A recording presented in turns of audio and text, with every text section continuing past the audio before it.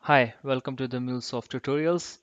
This is Akash, and in this video we'll discuss about the RAML, that is REST API modeling language.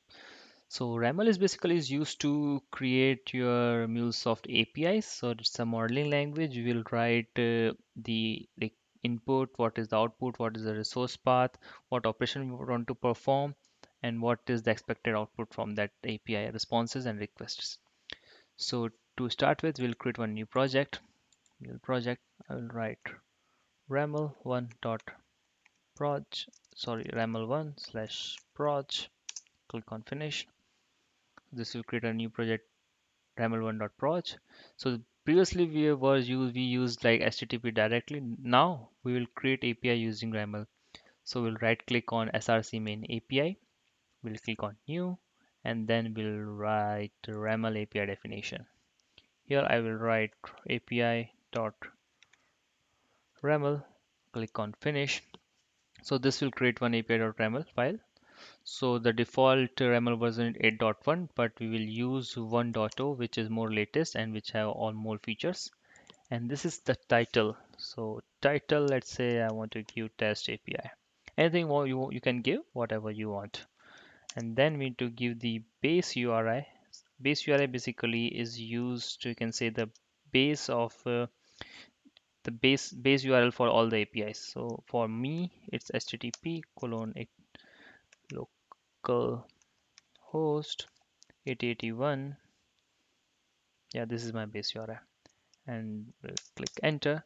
So to, let's say I want to create an API which fetches the data from the account.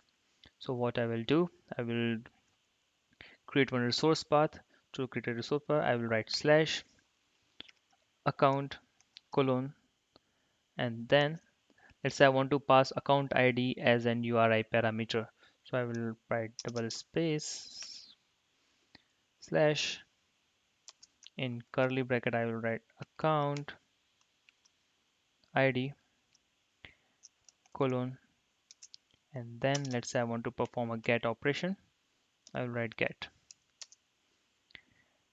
and then we can provide our responses also.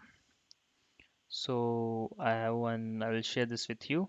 So I will just copy it to, so that you will not waste time on this thing. Responses. So this is basically, remove this right for now. Yeah, so we'll write responses. Response, if the response is 200, we'll get a body will be application JSON, and we'll give example. So in this, like, example is necessary, because if you will not give the example, you will not get that particular response from the system. So we'll save this. So to create, we'll write, to create the generate the flows, we'll right click on api.raml. We'll go to mule, generate flows from REST API. So this will create my one more XML file, but that is api.xml file, which contain the API kit router, API kit console, and the one which my API flow, and then the exception handling.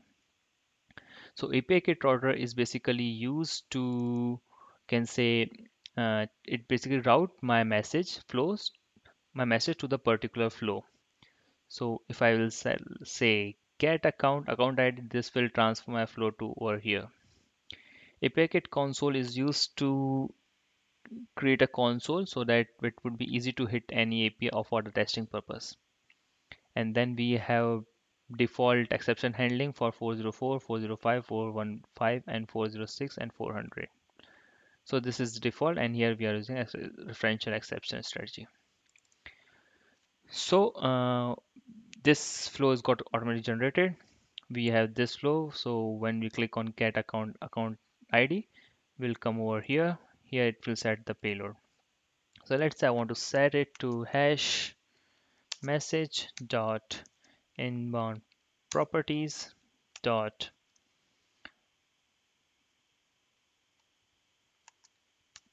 inbound properties dot http URI params dot account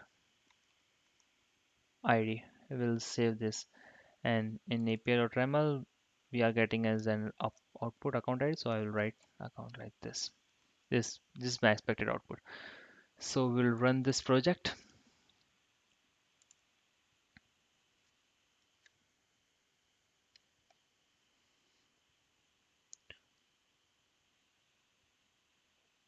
So this will be deployed on my local, and this will also automatically open the console.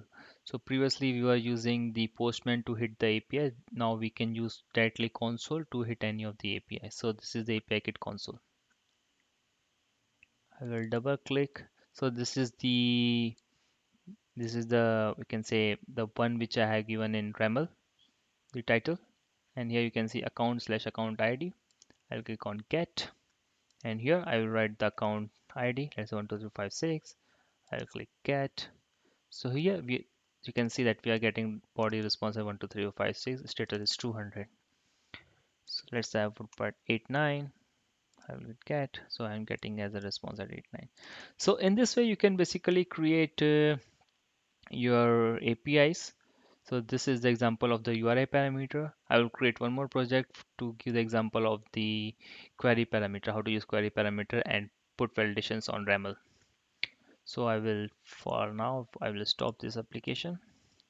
We'll go and create file, mule project, write raml2 dot raml2 proj finish. So for now, I will just copy this so that we'll not waste time on over here, and I will explain you the RAML part. I will click on src main API, I click and then new API RAML definition, API.raml. For now, I will paste it. So what I'm doing, I'm not going to use this URI parameter. So this will be here.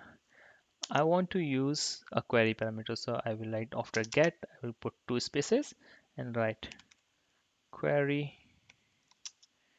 parameters. Let's say my query parameter is account ID. Let's say my type, I'll put two more spaces. Type is string, and I can write minimum length. Let's say my minimum length is 5, and max length is let's say 10, and I want this to be required as true, and I will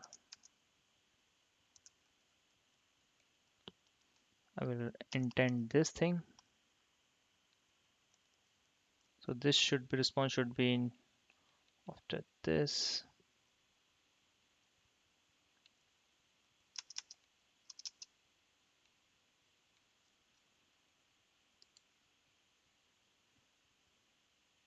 So we are good now. We'll save this.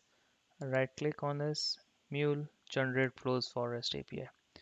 The same way this will create one API router create, API console, and my flow, and the default exception strategies. I'll click on set payload here. What I will do, I will do hash message dot inbound properties dot http query params dot account ID. We'll save this. So here we have set this as an account ID, but this time we have used query parameter. Previously we have used URI parameter. So in query parameter, you can add this type of validation that the minimum length of the account ID should be 15 and maximum length is 10, whether this is required true or false, what is the type of that account ID. I will run this project, and then yeah, we'll deploy that on local and we'll see how things are going.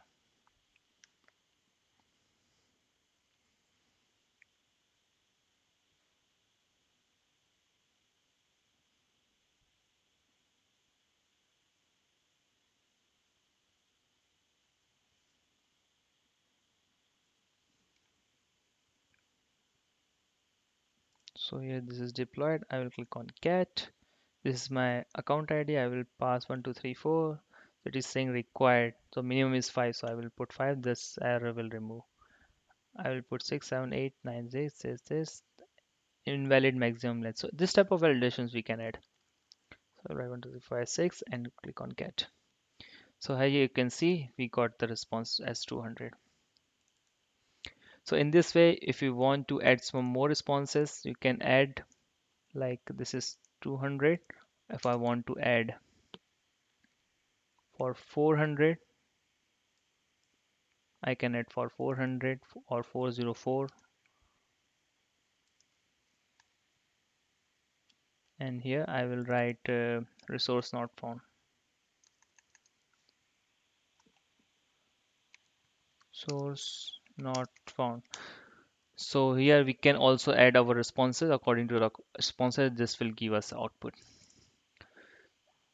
So we can practice this on more. In next video, I will cover the post operation, how to pass the request body, and I will also cover the traits, resource type, includes, and usage. So that's it for this video. Thank you.